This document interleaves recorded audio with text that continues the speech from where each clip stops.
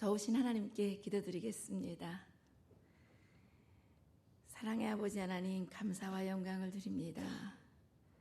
주님께서 이 땅 가운데 저희들에게 자유를 허락하시고 또 저희들에게 축복해 주셔서 하나님 너무나도 행복하게 잘 살아왔습니다. 하나님, 하지만 저희들의 나태함으로 말미암아 아버지 하나님, 저희들이 위기에 빠져 있습니다. 하나님, 이 나라 이 민족을 지켜주시옵시고 하루빨리 북한 땅에서 공산주의 봉건 노예 왕조의 노예로 살아가고 있는 불쌍한 우리의 북한 동포들을 해방시켜 주시옵소서. 아버지 하나님, 또 주님께서 뜻이 계셔서 이 애틀란타에 불러주신 것 감사드립니다. 하나님, 이 시간 함께 말씀을 나누는 가운데 주님께서 이 시대 우리들에게 원하시는 계획을 우리들이 알게 하시고 하나님의 뜻에 맞게 이 한반도와 이 미국과 전 세계의 모든 문제가 해결될 수 있도록 하나님 역사하시고 인도하여 주시옵소서. 저희들에게 지혜를 허락하여 주시옵시고 용기를 허락하여 주시옵시고 주님의 뜻을 바라보고 주님의 뜻에 맞게 살아갈 수 있는 저희들이 될 수 있도록 하나님 붙잡아 주시옵시고 인도하여 주시옵소서. 남은 모든 시간을 주님께 부탁드리며 예수님의 이름으로 감사하며 간절히 기도드립니다. 아멘. 세 번째 오네요. 예, 고맙습니다. 우리 유명한 목사님, 또 저를 주님 안에서 사랑해 주셔서 이렇게 봄마다 불러주신 것 정말 감사드리고 올 때마다 또 낯익은 얼굴들 바라보면 우리가 주님 안에서 동지로 만난다는 거, 함께 살아간다는 거, 하나의 목표를 바라보면서 같이 살아간다는 거 너무너무 감사드립니다. 저는 오기 전날 청와대 앞에 또 갔다 왔습니다. 그 올해 5월에 일본에서 그 민단도 이제 문재인 쪽으로 많이 넘어가서 민단에서 우리 자유민주주의를 수호하려는 분들이 나와서 자유민주주의 수호 제1협의회를 만드셨습니다. 올해 5월에. 그래서 그분들께서 이번에 그 집회에 오셨는데 정강훈 목사님을 뵙고 싶다 그래가지고 그분들을 모시고 청와대 앞에 갔었습니다. 저는 10월 3일부터 이제 철야 농성을 시작했는데 10월 3일부터 철야 농성에 참여를 했습니다. 철야 농성에 참여를 하고 최근에는 못 갔습니다. 예, 너무 개인적으로 바쁘기도 했고 또 한 가지는 이제 저희 남동생이 그 암에 걸렸는데 이 척추로 자꾸 이 암이 전이가 돼서 좀 어려운 형편입니다. 그래서 동생도 좀 돌봐야 되는 일도 있고 또 여러 가지 문제가 복잡하게 얽혀서 청와대 앞에 가지 못하다가 8일날 저녁에 청와대 앞에 갔는데 또 깜짝 놀랐습니다. 제가 시작했을 때보다 3배나 되는 분들이 모여 있었고 날씨는 더 추워지는데 대한민국의 크리스찬들은 더 많이 청와대 앞에 나와서 철야 농성 기도를 하고 있었습니다. 저는 거기에서 희망을 받습니다. 대한민국의 기독교인들이 한 명이라도 남아있으면 대한민국은 절대로 망하지 않겠구나, 저는 이렇게 생각을 합니다. 저는 작년에 문재인이가 4월 27일 김정은을 만나러 간다 그럴 때부터 우리가 광화문 광장에 다 들어 누워서 문재인의 길을 막고 문재인에게 당신이 지금 이 나라를 어디로 끌고 가려고 하느냐, 이거를 물어야 된다고 줄곧 주장을 했습니다. 그랬는데 제가 혼자 아무리 떠들어도 안 되고 제가 혼자 거기 나가서 농성을 한다 그러면 뭐 누가 쳐다나 보겠습니까? 수천 명이 함께 농성을 해야 된다고 했는데 제 힘으로서는 도저히 되질 않아서 그동안 끊임없이 떠들고 기도하고 했었습니다. 그리고 작년도에 그 북한 인권 이게 그 미국에 있는 북한 인권위원회 스칼라티오 그렉 스칼라티오 사무총장이 루마니아 출신이잖아요. 그래서 저는 루마니아 혁명에 대한민국의 이 갈 길이 답이 있다 저는 이렇게 개인적으로 생각을 했습니다. 루마니아에서 그 니콜라이 차우세스쿠를 광장에서 끌어내릴 때 기독교인들이 앞장섰습니다.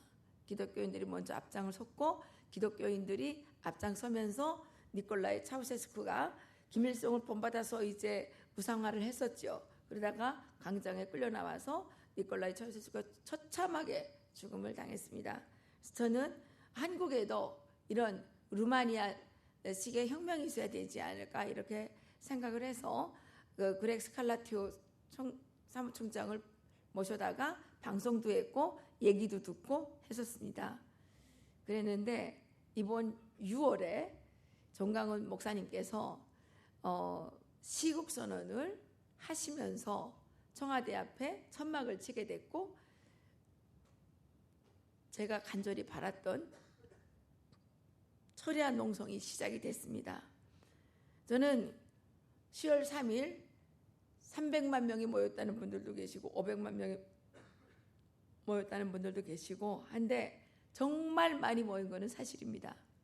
제가 그날 그 시청 앞에서도 또 예배가 있었는데 그 예배에 참여하고 강화문까지 가는데 시청 앞에서 교보문고까지 가는데 40분이 걸렸습니다.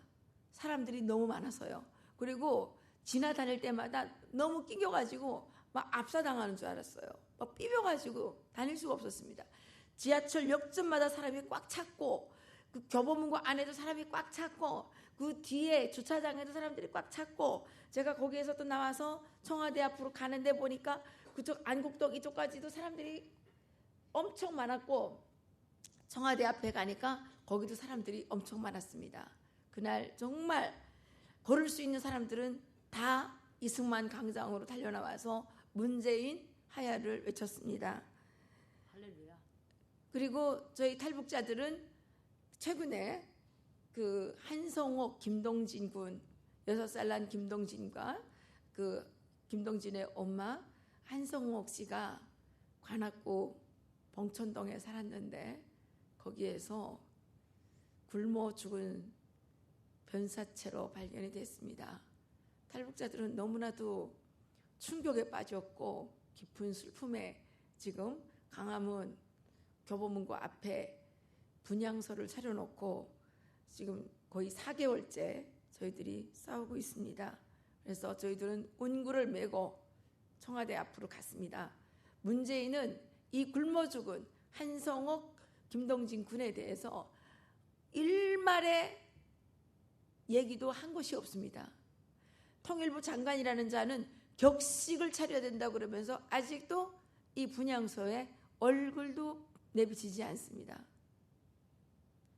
한성옥 씨는 300만 명이 굶어 죽던 시대에 북한을 탈출해서 중국에 넘어왔는데 거기에서 인신매매를 당해서 강제 결혼 당했습니다. 그리고 거기서 아들을 하나 낳고 견딜 수 없어서 대한민국으로 다시 이제 입국을 하게 됩니다. 지금 대한민국에 3만 5천 명 정도의 탈북민이 살고 있는데 이 중에 75% 이상이 여성입니다. 그 중에 60% 이상이 중국에서 인신매매를 경험한 분들입니다. 참으로 슬픈 이 진실입니다. 그런데 대한민국의 어느 정치인, 어느 인권 운동가도 탈북 여성들의, 북한 여성들의 이 비참한 인신매매에 대해서 언급하지 않습니다. 사실은 제가 그래서 이 문제를 좀 이슈화 시켜야 되겠다고 생각을 해서 저희들이 이제 돈을 좀 모아가지고 영상을 만들었습니다. 그 탈북 여성들의 인신매매 실상에 대해서 인터뷰를 해서 세미 다큐를 만들었는데 혹시 뭐 시간이 되신다 그러면 이따가 여기에서 보여드릴 수도 있습니다.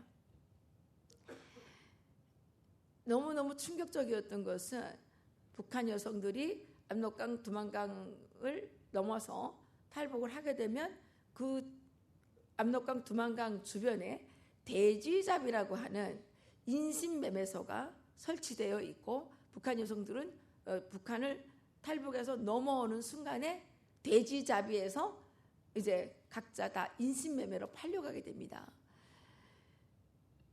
팔려온 여성들의 30% 정도는 강제 결혼을 당하게 되고 또 35%에서 한 40% 정도는 성매매업소에 팔려가게 됩니다.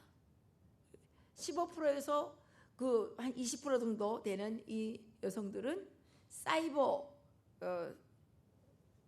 성매매에 이제 또 팔려가게 됩니다. 심지어 9살짜리 여아까지도, 이 9살짜리 여자 어린이들까지도 지금 사이버 섹스에 지금 끌려가서 거기에서 지금 성적으로 유린당하고 있습니다. 중국의 이 시장이 얼마나 되느냐? 이게 영국의 한 민간단체가 조사를 해보니 1억 5천만 달러에 달하는 거대한 이 인신매매 시장이 지금 운영되고 있다는 겁니다. 그런데 여러분들 북한의 남한의 정치인들이 이런 얘기 하는 거 들어본 적 있으십니까? 없죠. 대부분의 여성들은 강제 결혼당해서 거기에서 폭행을 당합니다. 성폭행을 당합니다. 어느 정도냐면 어떤 동네에는 온 동네 남자들이 달라붙어서 성폭행을 하는 데도 있고, 어떤 동네는 온 집에 있는 남자가, 결혼 못한 남자들이 다 달라붙어서 성폭행을 하고 있고, 태어난 아이가 도대체 누구의 아이인지 주소를 모를 정도의 이런 비참한 삶을 북한 여성들이 지금 살아가고 있습니다. 한성옥 씨는 엄청 매를 맞으면서 거기서 이제 있다가 한국으로 입국을 합니다. 2009년도에 입국을 했습니다. 와서 열심히 정착을 했습니다. 정착을 하고 나니 중국에 두고 온 첫째 아이가 생각난 겁니다. 그래서 모성애 때문에 중국에 갔다가 그 남편을, 꿈에도 만나기 싫은 그 남편을 다시 만나게 돼서 그 남편을 한국으로 데려오게 됩니다. 그런데 이 남자는 한국에 와서도 그 폭행의 그것을 버리지 못하고 한성옥 씨를 계속 폭력합니다. 폭행합니다. 그래서 이번에 같이 죽은 그 김동진, 그 아이가 임신한 상태에 있을 때도 계속 폭행을 당했습니다. 임신 중에 폭행을 당하다 보니까 그 아이는 간질병을 안고 태어나게 됩니다. 이 남자가 일자리가 없어지고 한국에서 일이 잘 안 되니까 한성옥 씨를 끌고 중국으로 갔다가 거기에서 이제 이혼을 하고 한성옥 씨를 한국으로 돌려보냅니다. 그리고 자기는 건강한 아이를 가지고 한성옥 씨는 이 간질병에 걸린 이 아이를 데리고 한국으로 옵니다. 한국으로 와서 기초생활수급자를 신청을 하니 구청에서는 중국에 가서 이혼 증명서를 띄우라고 요구합니다. 중국에 어떻게 갑니까? 그리고 이 아이는 보통의 아이가 아니라 간질병을 앓고 있는 아이입니다. 친정 어머니가 아니면 도저히 봐줄 수도 없고 맡길 수도 없는 그런 아이입니다. 그런데 구청에 가서 우리가 따지니까 한성옥 씨가 아이를 맡기고 나와서 일을 하면 생활보호를 해주려고 그랬는데 그걸 하지 않았기 때문에 안 해줬다고 얘기를 했습니다. 한성옥 씨는 그 아이를 데리고 혼자 집에서 있다가 집세도 못 내고 물세도 못 내고 가스세도 못 내고 급기야는 통신비를 못 내니까 전화가 끊어지게 됩니다. 대한민국은 지금 누구나 다 이제 강아지까지도 핸드폰을 가지고 있다고 할 정도로 휴대폰을 다 갖고 있습니다. 공중전화는 일찍이 사라졌습니다. 통신비를 못 내니까 전화가 끊어졌습니다.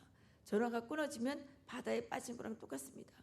그런 상태에서 한성옥 씨는 외부의 도움을 받을 수 없었고 5월 30일경에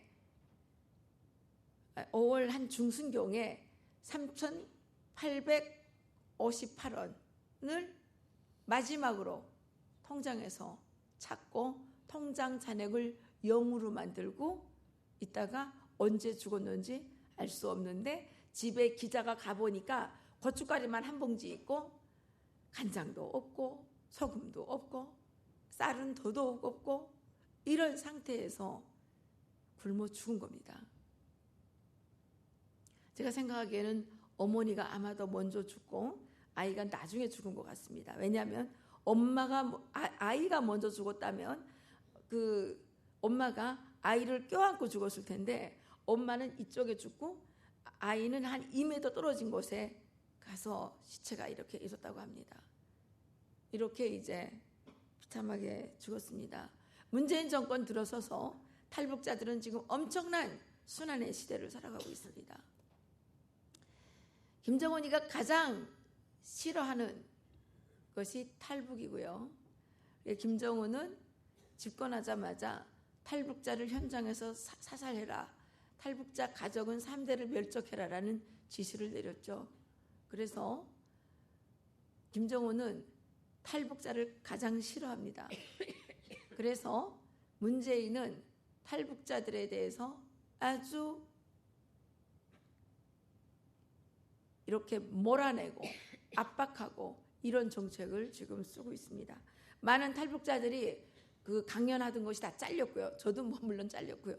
저는 한 1년 전에 이야기된 강의가 있었는데 그 거의 되게 강의 날짜가 다가오니까 핑계를 대가지고 다음에 다시 약속하자고 이렇게 잘랐습니다. 예, 방송 뭐 잘린 거는 뭐 당연한 거고요. 그리고 그 탈북자들이 운영하는 단체에 후원하는 단체들의 압박을 가해서 후원도 못하게 하고 그래서 지금 탈북자 단체는 다 붕괴 직전에 있습니다.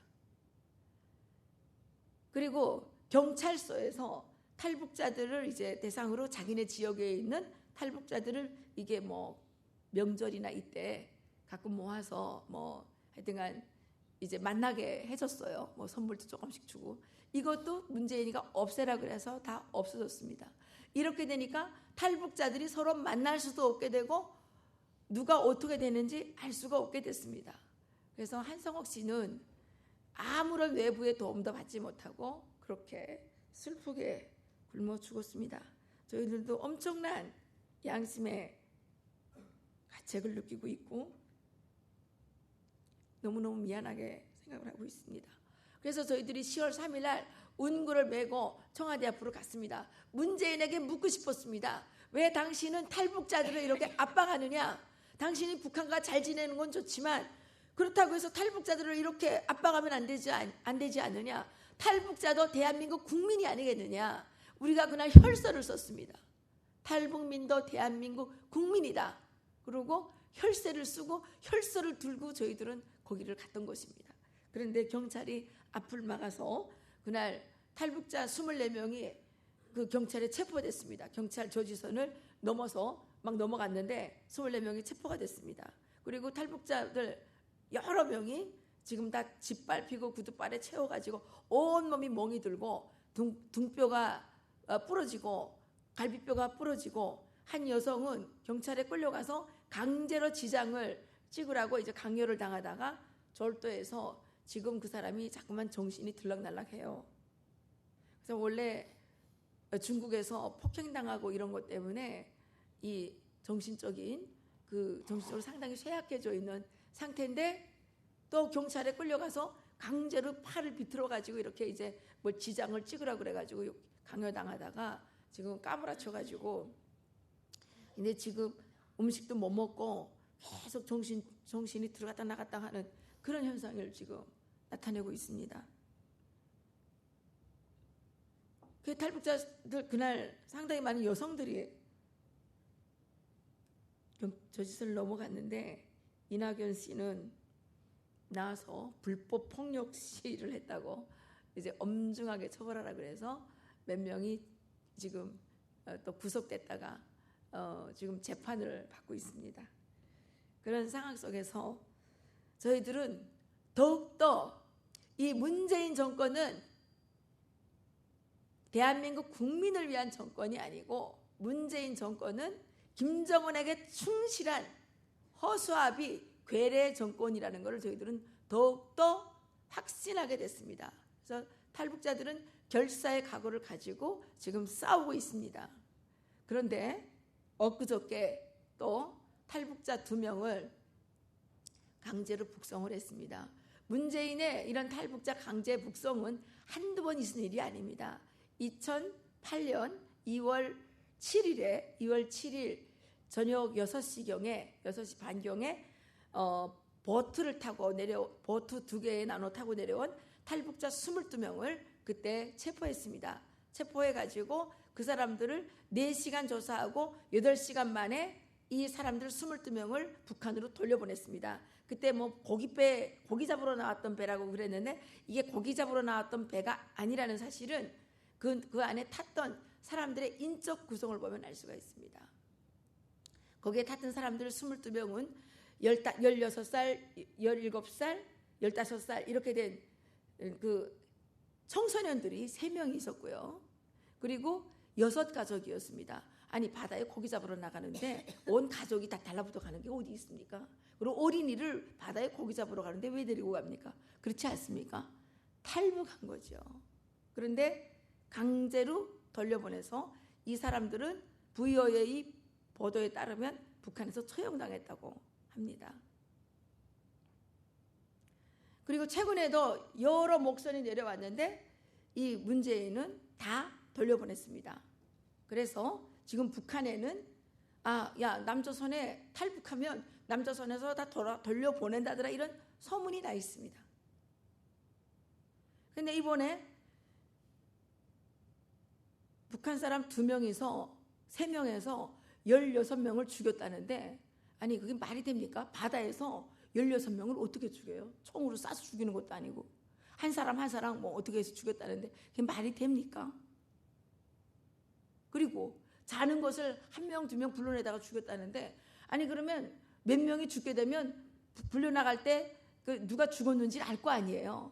그러면 그 2명을 용서할 수 있습니까? 어떻게 16명에서 2명이 죽이는데 아무렇지도 않고 죽을 수가 있어요. 그리고 이것을 숨겼다는 거죠. 숨기다가 기자한테 문자 메시지 보내는 게 들켜가지고 이게 지금 수면 위로 떠오르게 됐습니다. 그러면 문재인 정권이 그동안 얼마나 많은 탈북자들을 강제로 돌려보냈는지 지금 우리는 알지도 못하고 있습니다. 지금 대한민국의 언론은 썩었고요. 언론은 철저하게 북한하고 똑같이 문재인을 홍보하는 홍보 매체일 뿐이지 그게 정당한 언론이라고 전혀 볼 수가 없습니다. 10월 3일에 그렇게 많은 사람들이 나왔는데 메인 언론에 그거 나오는 거 본 적이 있으십니까? 10월 9일에 또 그렇게 많이 나왔는데 보도합니까? 안 합니다. 10월 25일 저녁부터 10월 26일 새벽까지 저희들이 강화문 이승만 광장에서 철야했습니다. 저도 그 자리에 있었는데 그날 한잠도 안 자고 밤새껏 찬송 불렀습니다. 엄청 많은 사람들이 그날 밤을 지샜습니다. 제가 새벽 5시에 집에 갔다 오려고 나가면서 보니까 세종문화회관 그 뒤쪽까지 사람들이 꽉 찼었습니다. 그런데 어느 언론이 이걸 보도했습니까? 보도 안 했습니다. 저는 촛불 집회할 때 여러 번 그 거기에 가봤는데 촛불 집회에 7, 8배 정도 되는 사람들이 이승만 광장에 모였습니다. 촛불 때 한 5, 6만 명 모여놓고 맨날 100만이라고 떠들어댄 언론들이 실제 그 촛불에 정말 10배 가까이 모인 이 사람들의 인파에 대해서는 아무도 말하지 않습니다. 저는 가끔 어쩌다가 대한민국이 이렇게까지 썩어 문드러졌느냐 통탄할 때가 있습니다. 어쩌다가 여기까지 왔느냐 정말 안타깝습니다. 이것은 누구의 잘못이 아니고 우리 모두의 잘못이라고 저는 생각을 합니다. 우리는 그동안 너무 풍요에 쩔어서 팔다리가 썩어 문드러지는지를 모르고 있었던 겁니다. 속담에 이런 말이 있죠. 신선노름에 도끼자루 썩는 줄을 모른다. 그게 어쩌면 대한민국의 오늘의 현실을 그 말하는 게 아닌가 이런 생각이 듭니다. 그렇지만 저는 좀 참으로 캄캄한 어둠 속에서 새벽을 보고 싶고 본다고 생각을 합니다. 청와대 앞에 지금 40일 가까이 철야 기도를 하시는 분들, 크리스찬들, 그리고 최근에 북한에서 소식이 왔는데 정강훈 목사님에 대해서 북한 주민들이 엄청난 관심을 갖고 있다는 거예요. 그래서 중국에 나오면 정강훈 목사가 어떤 사람인지 이걸 이제 열심히 쳐보는데 뭐 북한 사람이 그 수령이냐, 정강훈이라는 사람이 기독교의 수령이냐 이렇게 물어보는 겁니다. 그래서 목사라 그러니까 한기총 회장이라 그러니까 그 말 잘해야 목사하냐 이렇게 이제 또 물어보고, 정강훈 목사님이 그 10월 6일 날 설교하실 때 참 설교가 좋았어요. 우리나라 국가 건설의 청사진이 저는 거기 있다고 생각을 했습니다. 이승만 대통령에 대해서, 미국에 대해서, 박정희 대통령에 대해서 앞으로 우리가 어떻게 이 국가를 이끌어 나갈 것인가에 대해서 아주 설교를 그날 참 잘하셨는데 아마 그 설교를 들은 것 같아요. 그 연설을 자기가 들었다는 거예요. 이승만에 대해서, 미국에 대해서 설교하는 걸 들었고 연설하는 걸 들었고, 기독교 나라들이 세계적으로 다 잘 사는 것 같다. 북한의 일반 주민이 뭐 지하교회 교인이 아니고요. 일반 주민이 문자 메시지를 보낸 거예요. 지금 정강훈 목사님의 그 설교가 북한에 아주 인기가 많다 그럽니다. 북한 주민들은 45년부터 지금까지 한 번도 잘 살아본 적이 없는 사람들입니다. 그렇지 않습니까? 그래서 대한민국 국민들보다 훨씬 잘 살아보고 싶은 갈망이 있습니다. 그런데 기독교를 믿는 나라들이 세계적으로 잘 사는 것 같다. 그러면 이제 통일이 되면 북한 사람들이 다 기독교를 믿고 싶을 거 아니겠습니까? 그래서 저는 정강훈 목사님의 그 설교들을 다 USB에 담아서 북한에 지금 좀 많이 들여보내줘야 되겠다. 많이 듣고 많이 보고 이승만에 대해서 공부를 하게 하고, 미국에 대해서도 공부를 하게 하고, 기독교에 대해서도 많이 알게 해서 정말 하나님께서 기회를 주실 때 우리는, 제가 여러 번 말씀드리지만 통일이라는 뭡니까? 전 통일이라는 거는 무슨 엄청난 이론이 필요한 게 아니고 통일은 아주 간단하다고 생각을 합니다. 통일은 이승만 대통령께서 1948년 8월 15일에 대한민국에 선포하셨던 개인의 자유권, 사적 재산권을 보호해주는 기독교 국가, 법치제도, 한미동맹을 근간으로 하는 그런 나라를 북한에 만들면 되는 거 아니겠습니까, 여러분? 그러면 지금 상당히 많이 진척이 되고 있어요. 그래서 지금 남한을 바라보면 앞이 캄캄하고 앞이 안 보입니다. 뭐 보수라고 그러면서 계속 싸우지. 그 다음에 너는 이래서 안 되고 쟤는 저래서 안 되고 뭐 하여튼간 그러면 되는 사람이 하나도 없어요. 어떻게 보면 한국을 바라보면 희망이 안 보여요. 어떤 때는. 그렇지만 기독교를 바라보면 그래도 우리가 이젠 언덕이 있구나.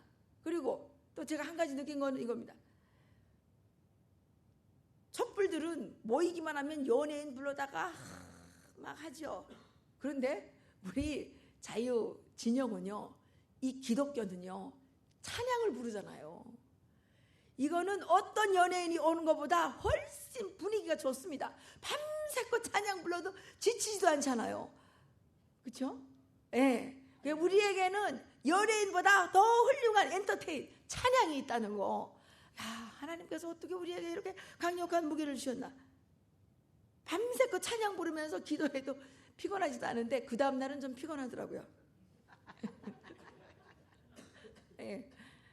제가 성령을 좀 덜 받아서 그렇겠죠. 저는 피곤했어요.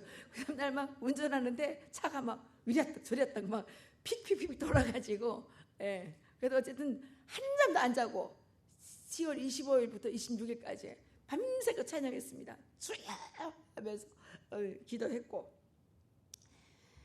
그런데 북한에서 일어나는 일들을 보게 되면 때가 가까이 왔다라고 느껴지는 부분이 많습니다. 저는 트럼프 대통령께서 꼭 재선하기를 간절히 기도합니다. 할렐루야. 왜냐하면 저는 한국에 살고 있지만, 여러분들이 미국에 살고 있지만, 한국에 대해서 날마다 시간마다 기도하며 걱정하는 것처럼, 저는 비록 서울에 살고 있지만 북한에 살고 있는 그 노예 상태에서 살고 있는 그 사람들이 너무 불쌍해서 정말 날마다 시간마다 기도합니다. 그런데 트럼프 대통령의 대북 정책이 지금 북한을 바꾸고 있다는 사실입니다. 할렐루야. 최근에 들어보니까요, 북한의 보위부 고위 간부가 탈북을 했습니다. 그래서 저희들에게 알려주었는데, 김일성, 김정일 하면 둘이서 합산해서 아마도 김정일이가 2011년도에 죽었으니까 아마도 60한 5년 정도 이렇게 통치를 했죠. 그죠? 60년 넘죠. 45년부터 하니까 46년부터 해도 한 60한 5년 정도 이렇게 이제 했는데, 김일성, 김정일 집권 시기에 김일성, 김정일을 암살하기 위한 시도가 14번 정도 있었다고 합니다. 14번. 그런데 김정은이가 2012년도에 집권해서 지금 올해까지 7년 정도 됐습니다. 7년 사이에 김정은 암살 시도가 몇 번 일어나느냐? 무려 26번 일어난다는 겁니다. 둘이 합해서 그 긴 시간 동안의 암살 시도보다 김정은 암살 시도가 훨씬 빈번하게 일어나고 있고, 최근에 8번의 암살 시도가 있었는데 그 중에서 2개는 적발했는데 6개는 미제 사건으로 남았다고 합니다. 8월 25일 수산사업소라고 원산 지역에 있는데, 강원도에 있는데, 그 지역에서는 아주 구체적인 정황까지 나왔습니다. 잣나무 밭에 기관총을 딱 이렇게 걸어놓고 그 원격 조종으로 이제 김정은이가 지나갈 때 안면 인식을 통해서 기관총이 발사될 수 있도록 이렇게 딱 했는데, 그게 이제 들통이 나서 미수로 굳혔는데, 그래서 최근에 북한의 호위 천국이 지금 엄청나게 숙청당하고 있습니다. 지난 한 8월경에 북한의 한 여대생이 자살을 했는데, 이 여대생의 아버지가 호위천국 간부였습니다.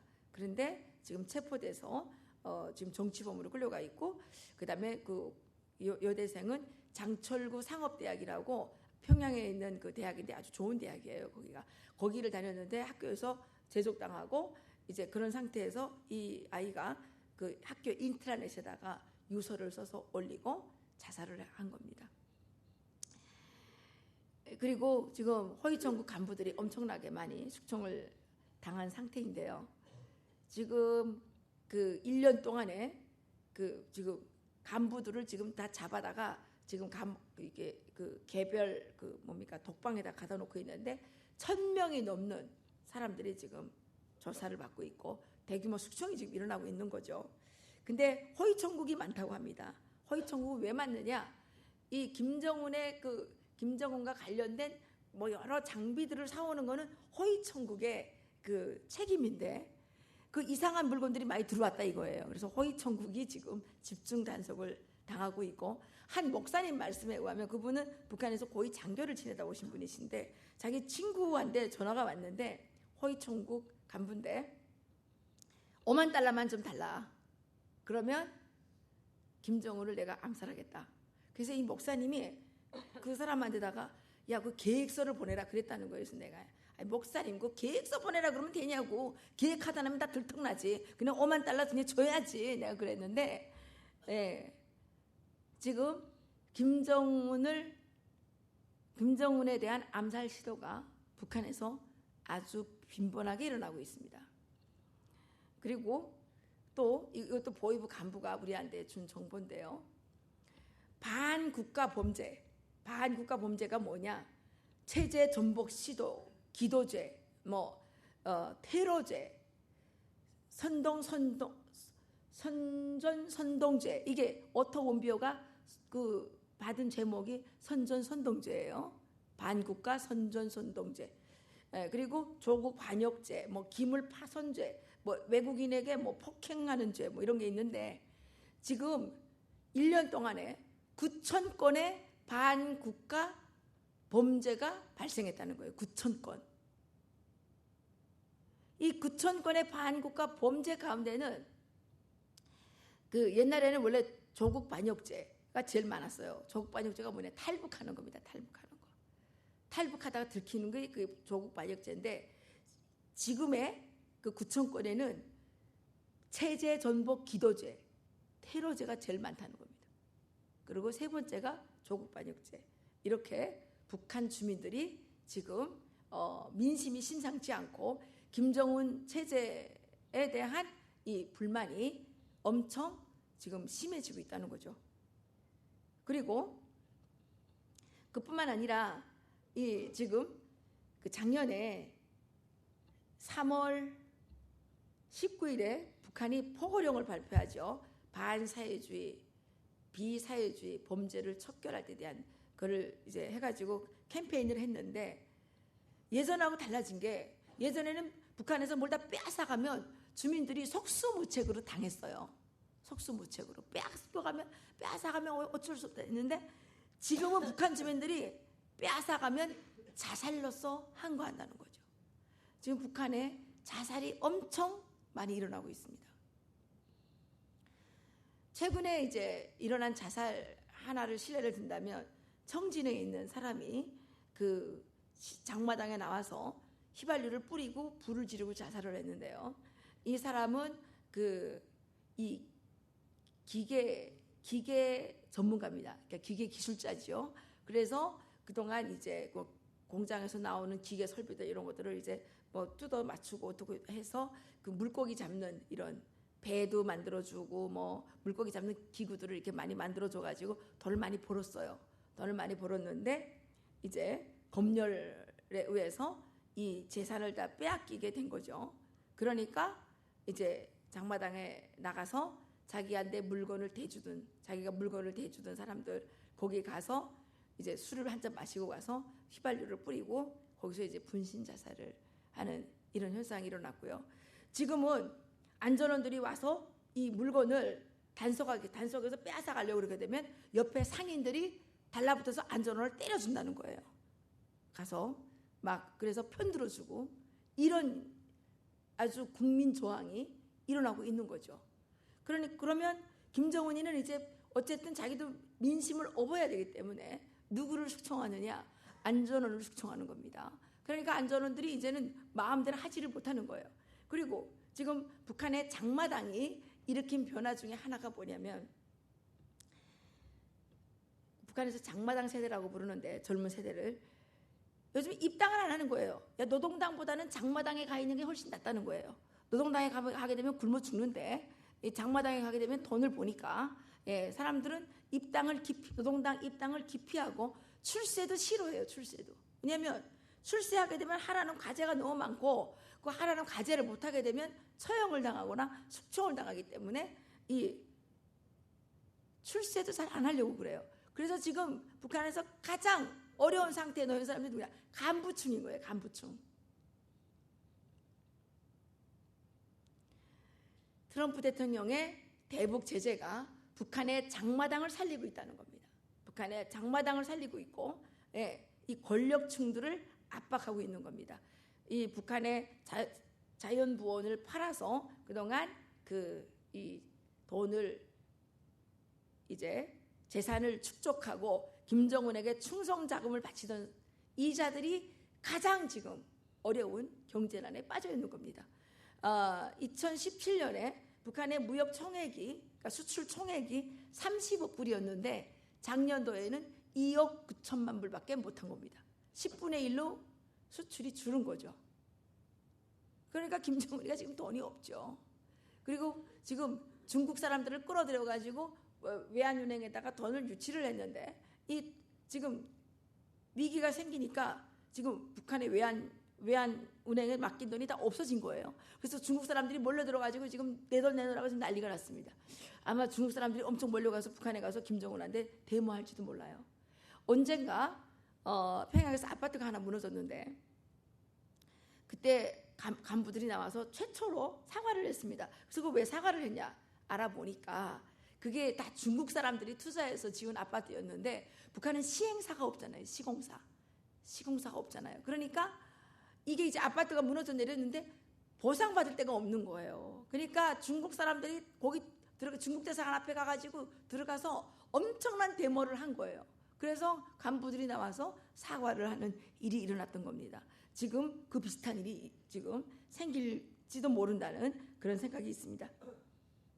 이렇게 트럼프 대통령이 지금 맥시멈 프레셔, 대북 제재를 강하게 함으로써 지금 김정은의 팔다리를 옥죄고 김정은에게 들어가던 자금줄을 말림으로써 김정은이가 지금 북한 주민들의 민심을 살피지 않으면 안 되는 이런 상황이 된 겁니다. 지금 문재인은 태국에 가가지고 그 뭐 3차 미북 정상회담이 열리면 뭐 어쩌고 저쩌고 막 했잖아요. 근데 김정은이가 지금 이걸 엄청 비난하고 있어요. 오늘 아침 그 메아리라고 하는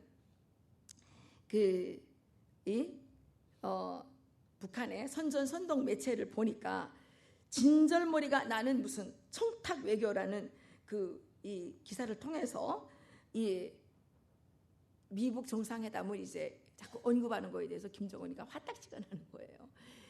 김정은은 3차 회담을 할 수가 없습니다. 트럼프 대통령도 3차 회담을 할 수가 없습니다. 왜냐? 트럼프 대통령은 김정은이가 완전한 비핵화에 대한 이 액션을 보여줘야지 대북 제재를 해제해 줄 수 있는 거 아닙니까? 그렇지 않습니까? 트럼프 대통령이 만약 경우에 김정은이가 핵을 그대로 껴안고 있는데 대북 제재를 해제해 주면 어떻게 되는 겁니까? 탄핵당하겠죠. 그렇지 않아요?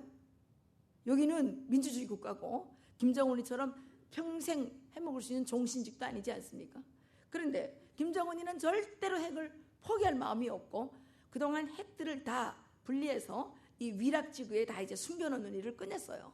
이게 시간을 벌어준 겁니다. 이게 문재인이가 시간을 벌어준 건데 그런데 또 김정은에게는 어떤 딜레마가 있느냐. 그동안 6월 12일에 트럼프 대통령 만났죠. 그리고 또 2월 27일에 하노이에서 또 만났지 않습니까? 하노이 때 그 회담이 결렬됐죠. 김정은이가 완전 멘붕이 왔습니다. 김정은만 멘붕이 온 게 아니라 북한 전역에서 멘붕이 왔습니다.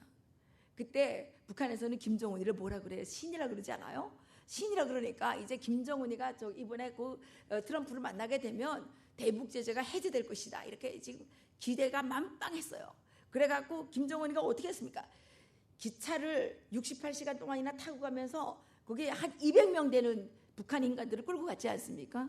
그러면서 얘네가 또 엄청난 시나리오를 갖고 간 거예요. 가국을 준비했습니다. 가국. 그래서 그 현성어린이 뭐니 예술단을 가득 데리고 갔잖아요. 그게 가국을 준비하느라고 데리고 간 겁니다. 그래서 그 가국의 제목이 뭐냐? 하노이 대첩 개선장군 김정은 이런 제목이었어요. 그래가지고 그거를 준비하기 위해서 현성어리를 끌고 거기다가 뭐 미녀 예술단을 가득 끌고 그러고 이제 하노이에 갔습니다. 그래서 그 가는 길에 그 뭡니까 그 여정이가 나와가지고 재떨이 바치는 거 여러분 보신 적 있죠? 그것도 다 그 연출인 겁니다. 왜냐하면 김정은이가 엄청 사색에 잠겨 있다. 지금 그 세기의 단판을 앞두고 김정은이가 엄청 지금 사색한다는 거를 보여주기 위해서 이제 이렇게 재떨이 들고 이제 그 난리를 친 거예요. 그럼 무슨 뭐 그게 짜여진 각본인 거죠. 그래가지고 이제 그 하노이에 갔을 때 실무회담을 만나자 그러니까 김영철이가 뽀기가 안 남았어요. 그때. 예, 왜냐하면 김정은의 몸값을 더 많이 올려주기 위해서 그렇게 한 겁니다. 그리고 이제 그 회담장에서 뭡니까 탑다운 방식으로 이제 김정은이가 탁 사인을 이제 하게 되면 북한에서는 어떻게 합니까? 북한에서는 그 사인하는 순간에 석탄을 팔아먹으려고 석탄 그 기차 컨테이너들을 탄광에다가 다 이렇게 쫙쫙 다 이렇게 배치해 놓은 거예요. 사인만 하면 석탄을 실어가지고 중국에 팔아먹으려고요. 근데 어떻게 됐습니까?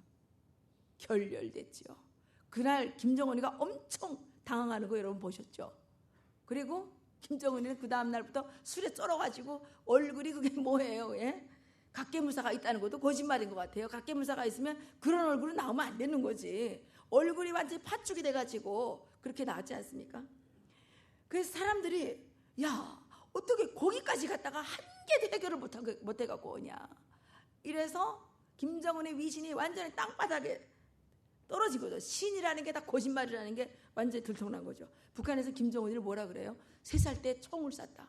3살 때 운전을 했다. 막 이렇게 지금 막 신으로 지금 하고 있는데 그렇게 된 거 아닙니까? 그래가지고 이제 뭐라 그랬어요? 4월 달에 새로운 계산법을 갖고 오기 전에는 이제부터 절대로 안 만난다. 막 이랬죠. 그리고 그 연말까지 시간을 주겠다. 이렇게 큰 소리 쳤습니다. 그런데 트럼프 대통령이 6월 30일에 트위터 한 방 딱 날리니까 쪼르륵 똥개처럼 달려왔어요. 네? 그래서 그 판문점에 와서 만났죠. 그래가지고 북한 주민들이 또 아무것도 해결을 못 해온 거 아니에요. 그런데다가 전 트럼프 대통령이 그걸 알고 했는지 모르고 했는지 모르겠지만 어쨌든 전략가였습니다. 북한은 6월 25일부터 7월 27일까지 반미 투쟁월간입니다. 반미 투쟁월간. 네, 그래서 엄청난 반미 선동을 해야 되는 때예요. 미군을 물러가라 뭐 이런 거 이제 해야 되는데 트럼프 대통령이 6월 30일에 판문점에 와서 김정은이 만나서 그러니까 반미가 완전히 물이 된 거예요. 반미가. 그 북한 주민들 속에서는 친미 감정이 올라가고 있습니다. 그래서 김여정이가 7월경에 이제 동향 조사를 했는데 사람들이 아무래도 질 걸 뭐 빨리 항복했으면 좋겠다. 미국을 어떻게 이기냐. 이 미국에 대한 이게 완전 숭배가 너무 심해진 거예요. 그래서 어떻게 합니까? 그 실무협상 하기로 한 거 캔슬되잖아요. 7월 16일에. 뭐 훈련을 핑계대가지고. 그 다음에 도발을 합니다. 도발을 하면서 요즘에는 하루거리로 나와가지고 우리의 인내심에 한계가 왔다. 이러고 지금 계속 떠들죠. 김계관이 나오고 권정근이 나오고 또 최룡해가 나와서 떠들어대고 김명길이 뭐 나오고 김영철이 나오고 지금 온갖 이름 가진 놈들은 다 나와서 우리의 인내심에 한계가 왔다. 그래서 어쩔 건데 그렇죠? 지네 인내심에 한계가 온 게 무슨 상관이 있냐고요. 트럼프 대통령한테. 북한이 미국을 잘 몰라요. 미국을 잘 몰라요. 그래서 계속 트럼프 대통령만 띄워주면서 트럼프가 대통령이기 때문에 뭐나다 할 수 있는 걸로 착각을 하는 겁니다. 근데 미국은 그렇습니까? 트럼프 대통령이 마음 먹는다 그래도 국회가 있고, 그죠? 그것도 하원, 상원 다 있는데 여기서 다 통과돼야 되는데 그게 되겠습니까? 근데 이 모조리들은 계속 지금 트럼프 대통령과의 우리 뭐 김정은과의 뭐 관계는 뭐 아주 좋은데 행정부들이 잘못하고 이거면서 계속 비난하면서 우리의 인내심에 한계가 왔으니까 뭐 어쩌고 저쩌고 뭐 자기네가 이제 협박을 막 하고 있죠. 근데 협박한다고 될 게 되는 게 아니잖아요. 협박이라는 게 그게 먹히는 데가 있지 아무데나 먹힙니까? 그게 약한 사람한테 협박이 먹히는 거지 그게 먹히겠습니까? 그래서 어쨌든 지금 트럼프 대통령의 강력한 대북 압박 때문에 김정은은 북한 주민들에게 발목이 잡혀 있습니다. 북한 주민들에게. 이게 엄청난 겁니다. 그러니까 지금 김정은이는 이러지도 못하고 저러지도 못하고 하는 그런 상황에 빠진 거죠. 이제 조금만 더 압박을 하게 되면 북한 주민들이 북한의 주민이 아니라 북한의 간부들이 김정은을 제거할 수도 있을지 모르겠습니다. 키맵 대학의 방찬영 총장이라고 저는 이분을 좀 만난 적이 있는데 저도 이분의 성향에 대해서는 계속 뭐 그렇게 동의하지는 않으나 그분이 이제 신동아에 그 기고를 인터뷰를 한 거를 제가 본 적이 있는데 그분의 그 진단도 저랑 비슷한 진단이었습니다. 뭐냐? 대북 압박 때문에 대북 제재 때문에 김정은과 김정은을 둘러싼 엘리트 충성 그룹 간에 갈등이 생기고 있다. 예, 맞습니다. 갈등이 생기고 있고요. 분열이 일어나고 있습니다. 지금 북한에서 가장 어려운 집단이 어디냐? 보위부고요. 대외경제위원회고요. 예, 당기관이고요. 이런 사람들이 경제적으로 고통을 겪고 있습니다. 출세를 하겠다는 사람이 있어야 뇌물이 들어올 거 아닙니까? 근데 북한 사람들이 출세에 별로 관심이 없어졌어요. 출세해봤자 얻어먹는 게 없으니까 관심이 없어요. 또 출세를 하기 위해서는 입당을 해야 되는데 출세가 필요 없으니까 노동당의 입당이 필요하겠습니까? 노동당에 입당을 안 하는 거예요. 노동당에 입당할 마음들이 없으니까 당간부들한테 뇌물을 바치겠습니까? 안 바치겠습니까? 안 바치는 거죠. 그래서 북한에 선택할 자유가 있어요? 아니, 입당은 자기가 하겠다 그래서 시켜주는 건 아니지만 어쨌든 열성을 표해야지, 열의를 보여야지 입당이 되는 거 아닙니까? 근데 아무도 열의를 안 보여요. 입당하고 싶은 생각이 없어요. 출세도 열의를 보여야 출세를 하는 건데 요즘은 출세를 다 안 하겠다 그러니까 이게 잘못하게 되면 괜히 처형당하니까 사람들이 출세를 피합니다. 그렇기 때문에 그 간부들이 뇌물을 받을 수 없는, 뇌물을 받는 게 좀 줄어들었겠죠. 아예 못 받는 건 아니겠지만, 그렇게 지금 북한의 상황이 변하고 있다는 겁니다. 그래서 김정은이가 오래 버티기는 아마도 어려울 것이라고 봅니다. 저는 트럼프 대통령이 그동안은 맨날 김정은은 나의 좋은 친구야. 우리는 아주 케미가 좋다. 나는 김정은을 사랑한다. 이렇게 맨날 말씀하셨는데 요즘은 그 말이 싹 없어졌어요. 전략이 바뀐 것 같습니다. 전략이 바뀐 것 같습니다. 그래서 저희들은 그 미국의 대북 제재가 더 강화돼야 된다고 봅니다. 그리고 할렐루야. 압박이 더 강화돼야 되고 생각을 하고 있고요. 저희는 뭐를 해야 되느냐? 우리는 김정은을 계속 협박하는 일을 멈추지 말아야 합니다. 그래서 저희는 무엇을 하고 있냐? 제가 이제 올해 4월에 스페인에 갔는데 그 스페인에 있는 북한 대사관에 김정은 암살 전단을 다 붙이고 왔어요. 이렇게. 우리의 지금 목표는 전 세계에 널려 있는 145개 북한 대사관에 김정은 암살 전단을 많이 전달하는 겁니다. 그 영국 대사관에도 보냈고요. 몽골 대사관에도 이제 거기다 이제 붙여줬고요. 아주 인상들이 아주 보기 좋았습니다. 그래서 이 암살 전단을 저희는 계속 보냄으로써 김정은을 계속 협박하는 것이 저희들의 힘이 없으니까, 힘없는 사람이 하는 건 협박이에요. 힘이 없으니까 협박하는 거지. 힘이 있으면 협박을 뭐로 합니까? 그죠? 김정은이도 힘이 없으니까 그냥 미국에 대고 계속 협박하는 거죠. 근데 그 협박이 지금 안 먹히고 있잖아요. 근데 김정은이는 입지가 불안하기 때문에 저희들의 협박이 아주 좀 잘 먹히는 것 같습니다. 문제는 지금 대한민국입니다. 대한민국에 지금 친김정은 이 주사파 정권이라고 하죠. 주사파 정권이라고보다 간첩 같아요. 아무리 주사파도 자기네 나라에 대한 애정은 조금 있을 거 아니에요?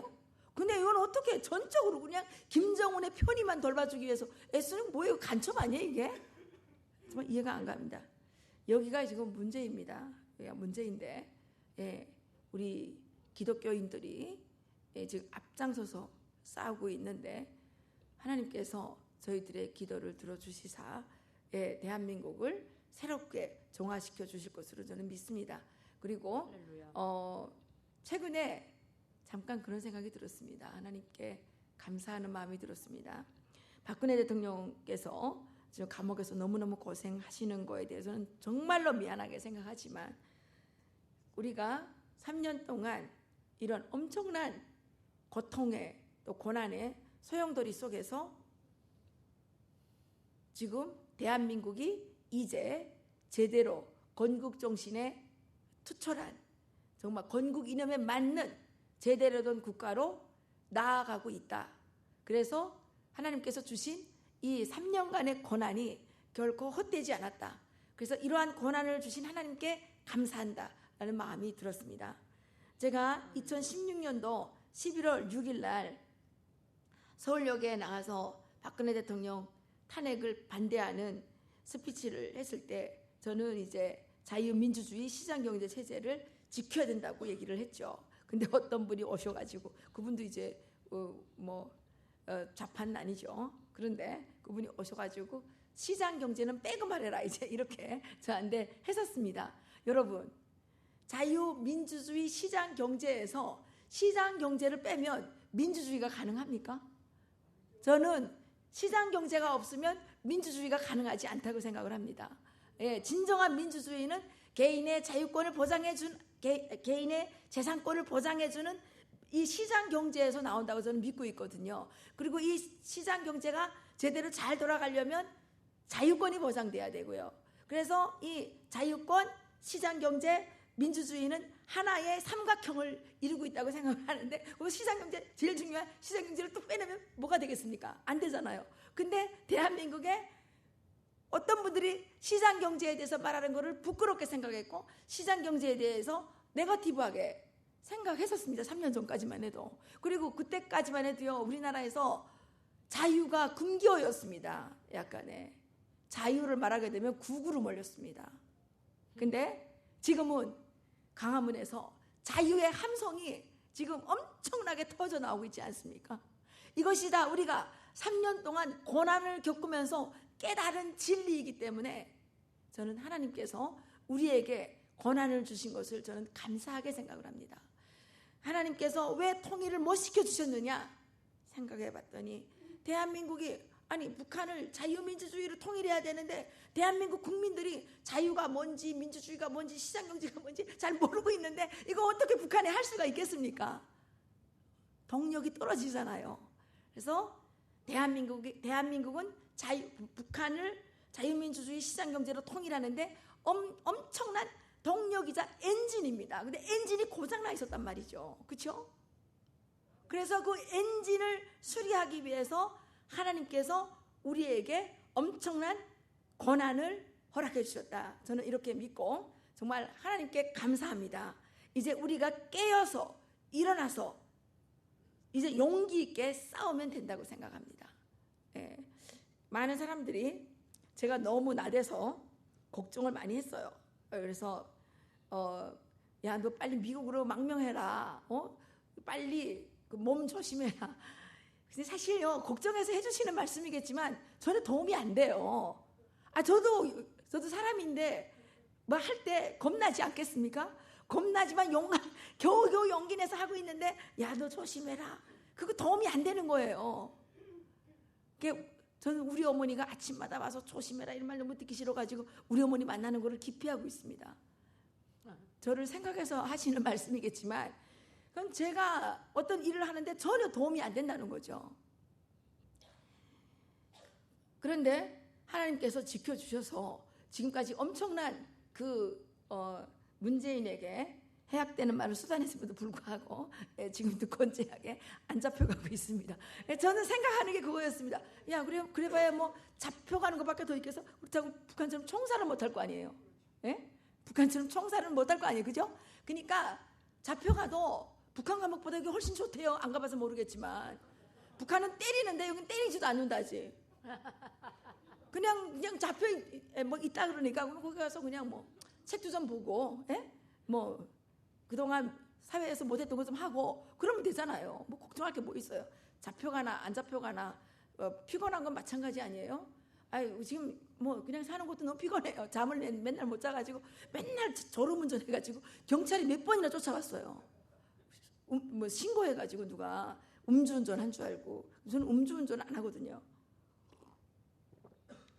뭐 감옥 가면 마음껏 자긴 하겠죠. 짧게 재우나 모르겠어요. 어쨌든 그래서 뭐 저는 그랬는데 아직 안 잡혀갖고 하나님께 감사합니다. 그리고 자꾸 망명하라 그래가지고 이게 너무 괴로웠어요. 너무 막 듣기 싫더라고요. 그래서 내가 우리 아들을 군대에 보냈는데 우리 아들이 카투사 갔었거든요. 카투사는 또 너무 좋은 부대라서 일주일에 한 번씩 집에 와요. 근데 애미라는 게 아들은 군대 보내놓고 지는 망명한다 그러면 우리 애는 집에 일주일에 한 번씩 오게 되면 어떡해요? 예? 안 되잖아요. 그래서 저는 절대로 망명하는 거 아니라고 생각을 했고, 그런데 그 제가 5월 3일에 2017년 5월 3일에 탈북자 문재인 당선되면 탈북자 3,000명 집단 망명한다고 떠들었습니다. 떠들었는데 그것 때문에 엄청 또 막 악플 욕 많이 먹었고, 그런데 지금 사람들이 이제 제가 사람들 앞에 당당하게 말할 수 있어요. 야, 내가 그때 왜 망명하겠다 그랬는지 알아? 이래서 그런 거야. 맞잖아요. 문재인이가 똑바로 안 하잖아요. 문재인은 살인자입니다. 2008년도에 벌써 22명을 강제 북송시켜서 그 살인을 요청한 거랑 똑같은 거 아닙니까? 22명 가면 죽는 거 뻔히 알면서 강제 북송시켰죠. 이번에 또 2명 또 보냈어요. 또 얼마나 많은 사람들 보내는 줄 우리가 잘 알지도 못합니다. 살인 교사죄입니다. 사실은 자기 손에 직접 피를 묻힌다고만 살인자가 아니지 않습니까? 살인을 하도록 교사한 것도 살인죄 아닙니까? 그래서 우리는 이런 정말 반인도적이고 반인륜적인 범죄를 저지르는 문재인에 대해서 저희는 용서할 수가 없다는 거죠. 이 사실에 대해서는 제가 이 말을 하다가 정말 죽는다 그래도 할 수 없는 거고요. 정강훈 목사님께서 그 한기총 대표회장님이 되셔서 마침 지금 대한민국의 기독교인들이 들고 일어날 수 있도록 인도해 주셔서 정말 감사합니다. 또 정강훈 목사님 편들러 나갔다가 엄청 욕 먹었어요. 욕 먹어도 해야 되는 일이죠, 그죠? 욕 먹는 거 안 하면 할 수 있는 일이 세상에 하나도 없더라고요. 그래서 사실은 제가 이런 신앙 간증이 되겠지만 저는 엄청난 신앙을 갖고 있는 사람은 아닙니다. 엄청난 신앙을 갖고 있는 사람은 아닌데 제가 교회에서 이제 일하다가 쫓겨난 적이 있어요. 성격이 나쁘다. 그래서 성격이 나쁘기 때문에 파트타임으로 일을 하라 그래요. 제가 그때 정식 직원이었는데 성격이 나쁘니까 파트타임으로 일을 해라. 그러면 성격이 나쁜 사람은 파트타임 일해야 됩니까? 그래서 제가 파트타임 일하라 그래서 너무 기분이 나빠가지고 호랑이는 굶어 죽어도 썩은 고기는 안 먹는 데더라 이 생각이 딱 나더는 거예요. 그래서 됐다거나 그냥 나왔어요. 월급도 작은 데서 내가 그냥 억지로 일을 했는데 월급이 작다고 내가 그만두기는 참으로 미안해서 못 그만뒀는데 울고 싶은데 때려줘서 감사합니다. 그러고서 제가 이제 사표를 내고 나왔었죠. 그때 제가 엄청 신앙적으로 시험에 들었어요. 막 어느 날 성경을 딱 펼쳤는데 그 애가 있잖아요. 에레미야 애가를 딱 어떻게 펼쳤는데 내가 깊은 웅덩이에 빠졌다. 이게 어떻게 딱 나한테 오는 거예요. 내가 그때 엄청 지금 시련을 당하고 있을 때였는데 그래도 이제 저희 순예배 분들이 저를 이제 많이 위로해줘서 제가 많이 치유가 됐었습니다. 그런데 그게 2006년도에 있은 일이었고요. 제가 나간 다음에 이 장로님들이 저를 완전히 무슨 회계 부정으로 막 몰아가지고 소문을 계속 퍼뜨리는 거예요. 내가 너무 화가 나가지고 찾아가가지고 그랬어요. 사기꾼이 사기꾼을 알아보고 도둑이 도둑을 알아본다 그러더니 당신들이 말이야 나한테 영수증 낸 게 다 있는데 내가 이거 까겠다. 내가 이때까지 말 안 하고 가만히 있으니까 아무렇게나 주물러다 대도 괜찮은 밀가루 반죽인 줄 아느냐. 내가 이제 도저히 참을 수 없다. 내가 이걸 갖고 와서 까겠다. 막 그랬더니 이제 그다음부터 이제 그 말이 쑥 들어갔어요.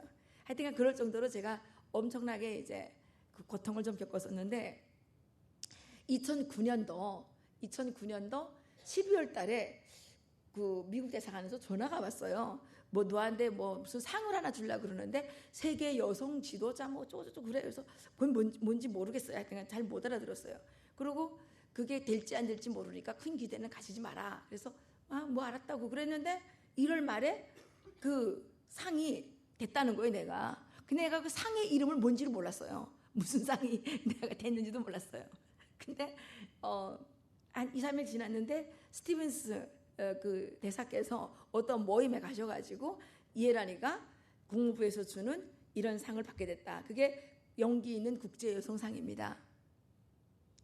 그게 국무부가 한 해에 한 10명 미만의 사람들을 이제 이렇게 추천을 해서 주는 상인데, 제가 이제 거기에 당선됐는데 동아시아에서는 제가 최초로 당선됐다고 하네요. 뭐 전 별로 한 일도 없는데 그게 너무 감사했습니다. 그때 이제 제가 하나님을 가장 깊이 만난 것 같습니다. 왜냐하면 제가 너무 억울했었거든요. 난 정말 열심히 일한 죄밖에 없는데 이 자들이 뭐 성격이 나쁘다고 내쫓아놓고는 나중에는 회계 부정을 저지르지도 않았는데 회계 부정을 저질렀다고 막 그 뒤에서 수근수근대고, 이거는 도대체 내 너무 화가 나가지고 견딜 수가 없었는데, 그때 제가 이런 깨달음을 얻었습니다. 내가 억울할 때 세상 아무도 내 마음을 알아주는 사람이 없다고 생각을 했는데, 내가 억울할 때 그때 하나님께서 모든 것을 카운트하고 계셨구나. 그 깨달음을 제가 그때 얻었습니다. 그 이후로는 제가 세상에 누가 나를 보고 사기꾼이라 그러든 무슨 도둑놈이라 그러든 아무 상관없다. 나는 오직 하나님 앞에 결백함을 증명받으면 된다. 이 마음을 갖고 살게 됐습니다. 그러니까 세상에 무서운 게 없는 거예요. 예. 우리가 하나님 앞에서 인정받으면 그걸로 끝나는 거 아닌가요? 예. 그래서 그 이후에 제가 조금 더 용감해진 것 같습니다. 예. 그래서 그게 이제 제가 하나님 앞에 드리는 신앙 고백이고요. 저는 이승만 대통령을 존경하게 됐습니다.